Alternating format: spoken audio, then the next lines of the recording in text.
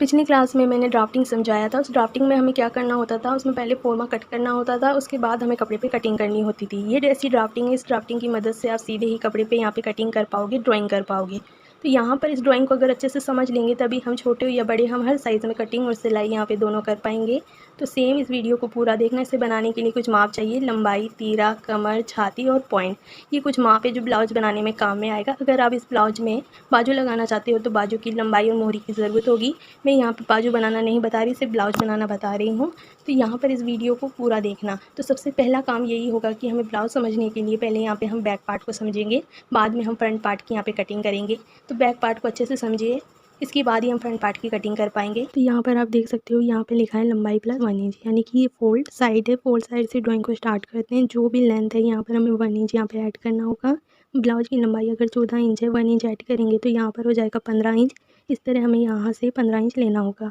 अब लेंगे यहाँ पर हम तीरा, जो भी तीरा है यहाँ पर हमें हाफ करना होता है। यहाँ पर बैक पार्ट है वो 8 इंच का है। जब भी बैक पार्ट यहाँ पे बड़ा होता है हमें तीरा कम करना होता है। यहाँ पर मैंने अभी 5.5 लिया है। आर्म होल के लिए भी हमें सेम यही प्रोसेस यहाँ पे लेना होगा। जो भी तीरा है उसका हाफ करना होगा। आर्म होल मान लो कि मैंने यहाँ से यहाँ तक 7 इंच लिया है। इसके बाद हमें यहाँ पे चेस्ट का फॉर्मूला लेना होगा, छाती 1/4। यहाँ से यहाँ तक हमें 4 से डिवाइड करना है। हमें इस पॉइंट तक देखना है, ना कि उस पॉइंट तक। सेम ऐसे ही कमर का माप भी हमें यही लेना होगा।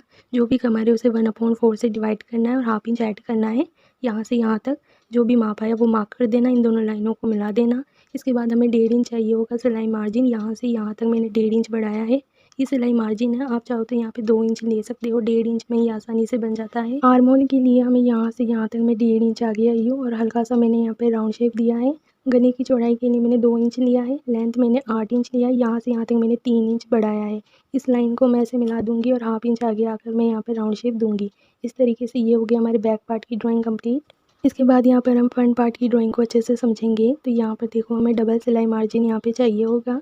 तो उसके लिए जो बैक पार्ट की ड्राइंग है इसे आपको कटिंग कर कर अलग करना होगा। यहाँ से यहाँ तक ये फोल्ड साइड, यहाँ पर हमें 2 बार सिलाई मार्जिन लेना होगा। यहाँ से यहाँ तक मैंने 1.5 इंच लिया है, आप चाहो तो 2 इंच भी ले सकते हो। तो यहाँ पर हम 1.5 इंच बढ़ाएंगे और नीचे से भी 1.5 इंच बढ़ाएंगे और इस लाइन को हम ऐसे मिला देंगे। अब जो ड्राइंग होगी वो हमारी इस लाइन से होगी। यहाँ पर हमें सिलाई मार्जिन चाहिए होगा। नीचे जो ये कटोरी का शेप बना है इसके लिए हमने 1.5 इंच लिया है। बाकी जो बैक पार्ट का ड्राइंग था वो हमें सेम टू सेम यहाँ पे लेना है। जैसे कि तीरा हमने यहाँ पे 5.5 लिया था, चेस्ट हमने 9 इंच लिया, आर्म होल लिया।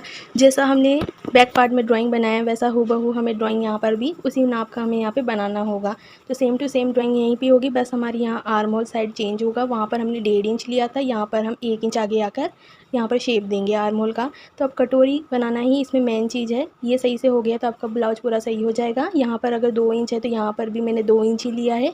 लेंथ जो भी रखना है आप वो रख लेना। नॉर्मली ये 5 इंच का ही यहाँ पे लोग बनवाते हैं। अगर आप 5 इंच का गला यहाँ पे लोगे तो यहाँ पर आपको 1 इंच ऐड करना होगा। जो भी सामने लेंथ रखोगे आप गले की उसमें आपको 1 इंच ऐड करना होगा। 1 इंच इसलिए क्योंकि यहाँ पर हम कटोरी ब्लाउज की कटिंग और सिलाई जब यहाँ पे करेंगे तो उसमें वो सिलाई मार्जिन की ज़रूरत होगी। इसीलिए जब भी बनाओ तो आप 1 इंच यहाँ पे ऐड करना बहुत ज़्यादा ज़रूरी है। तो मान लो कि मैंने यहाँ पर 2 इंच लिया है और नीचे मैंने 6 इंच लिया है। यहाँ पर मैं एक बॉक्स को ऐसे तैयार करूँगी। इसके बाद हाफ इंच आगे आकर मैं हल्का सा यहाँ पे राउंड शेप दूंगी। तो ये जो बॉक्स यहाँ पे कंप्लीट हो रहा है यहीं से हमें 1 इंच ऊपर मार्क करना होगा। यहाँ मैंने 1 इंच मार्क किया, जैसे कि हम दूसरी ड्राइंग में मैंने 1 इंच लिया था, यहाँ पर भी हमें सेम 1 इंच यहाँ पे लेना होगा। तो पॉइंट का यहाँ पे फॉर्मूला लगाने के लिए हम यूज़ करेंगे, यहाँ पर देखो पॉइंट प्लस 2.5 इंच ऐड करना होगा। जो भी पॉइंट है यहाँ पे 2.5 इंच ऐड कर देना और इस जगह एक सीधी लाइन खींच देना इस तरीके से। इसके बाद यहाँ पर एक फॉर्मूला है कॉर्नर में, अगर आप देखोगे तो मैंने एक यहाँ पे फॉर्मूला यहाँ पे लिखा है जो है छाती 1/10। इस साइड भी छाती 1/10 प्लस हाफ इंच यहाँ पे मैंने लिखा है इस तरीके से। तो यहाँ पर हमें क्या करना होगा, जो भी चेस्ट है उसे 10 से डिवाइड करेंगे, यहाँ से यहाँ तक जो भी नंबर आया मार्क कर देना। इसके बाद इसी पॉइंट से हमें फिर छाती 1/10 करना होगा, यहाँ पर मार्क करेंगे इस तरीके से। या कॉर्नर में मैंने लिखा है हाफ इंच, यानी कि हमें यहाँ पर हाफ इंच भी ऐड करना होगा। ये देखो यहाँ पर, तो इस जगह हम हल्का सा हाफ इंच और यहाँ पे ऐड कर देंगे। इसके बाद हमें 1.5 इंच यहाँ पे डाउन करना होगा। तो यहाँ पर हमें 1.5 इंच डाउन करने के लिए क्या करेंगे, ये जो बीच वाली लाइन है इसी लाइन से हमें ऊपर और नीचे, यहाँ पर हम 1.5 इंच डाउन किया, यहाँ पर 1.5 इंच, यहाँ पर भी 1.5 इंच और यहाँ पर भी 1.5 इंच डाउन करेंगे और इसे बीच वाले पॉइंट से इस तरीके से मिला देंगे।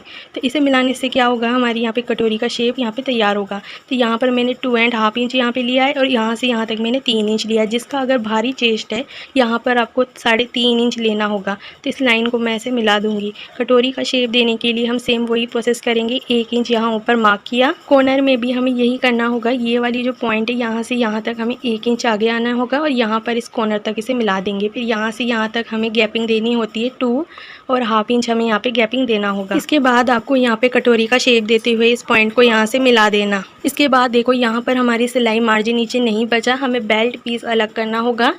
तो हमें बेल्ट पीस कैसे अलग करना होगा, तो यहाँ पर देखो ये हमारा बेल्ट पीस है। बेल्ट पीस बनाने के लिए मैं यहाँ पे लिख देती हूँ ये हमारा बेल्ट तैयार होगा। तो इसमें ज़्यादा कुछ फॉर्मूला हमें यहाँ पे यूज़ नहीं करना है। हमें बस नीचे से यहाँ पर हमें 5 इंच लेना होगा। सेम यहाँ पे 4.5 इंच लेंगे। इस तरीके से यहाँ से हम यहाँ 5 इंच लिया और इस जगह हमने 4.5 इंच लिया। तो इस लाइन को हम ऐसे मिला देंगे। ये 5 इंच था जबकि ये 4.5 इंच था, इसीलिए थोड़ा सा उठा हुआ है। यहाँ पर हल्का सा शेप देते हुए इसे मिला देंगे। यहाँ पर हमें गैपिंग कितनी देनी होगी, यहाँ से यहाँ तक जितनी इसकी कमर लाइन है, कमर 1/4 प्लस ½ इंच और ये 1.5 इंच, यही गैपिंग हमें बेल्ट में देनी होगी। यानी कि बैक पार्ट में जितनी इसकी चौड़ाई है हमें भी इतनी ही गैपिंग इसमें भी देनी होगी। मैं यहाँ पर एक बार लिख भी देती हूँ इस तरीके से। अगर आप चाहो तो यहाँ पे बेल्ट की चौड़ाई को बढ़ा भी यहाँ पे सकते हो, इसमें कोई ज़्यादा दिक्कत नहीं होगी। जैसे आपकी बेल्ट की चौड़ाई रखनी है आप रख सकते हो। यहाँ पर मेरा समझाने का तरीका अगर आपको अच्छा लगा है तो चैनल को लाइक करें, सब्सक्राइब करें और बेल आइकन ज़रूर दबाएं और मुझे कमेंट करके ज़रूर बताएं कि मेरे समझाने का तरीका आपको कैसा लगा, ताकि आगे भी मैं आपकी DSE और वीडियो ला सकूँ। आप ये जो ड्राफ्टिंग देख रहे हो, इस ड्राफ्टिंग की मदद से छोटे या बड़े आप हर साइज़ में कटिंग और सिलाई दोनों कर पाओगे। जैसे मैंने ये ड्राफ्टिंग बनाकर समझाया है, मैं और भी ऐसे वीडियो बनाती हूँ। ऐसे ही मैं ड्राफ्टिंग बनाकर मैं समझाती हूँ। इसकी मदद से आप सीधे घर बैठे अच्छे से यहाँ पे टेलरिंग सीख सकते हो। तो आज के लिए इतना ही।